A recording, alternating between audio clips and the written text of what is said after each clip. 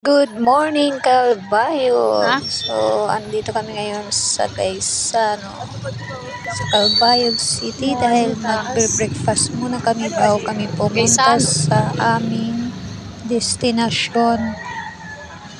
At bago nga kami pumunta sa aming training Cherbilyo. video ay mag-almusal muna kami at bibili ng baon namin for lunch. So, tara at samahan niyo po kaming mag-breakfast. So, ito na po yung mga kasama namin. At pupunta na po kami sa taas. O, diba? Bit-bit na rin po namin ang yung mga bag namin dahil mamaya ay diretsyo na po kami uuwi.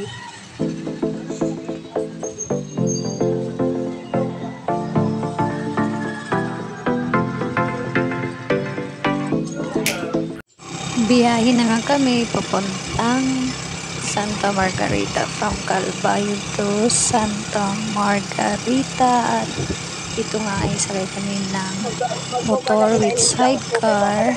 So inarkila na lang namin para rin makatulong kami sa driver. Malayo-layo rin kasi ang Santa Margarita from Calbayog.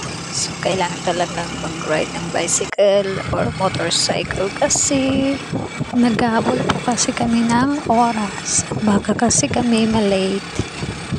Yung kalsada ay sa tabi lang ng dagat.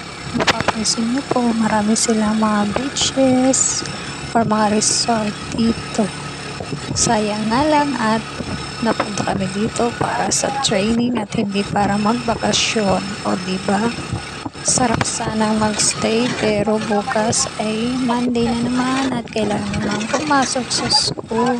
Tara na at samahan nyo kaming maglakbay papuntang Santa Margarita.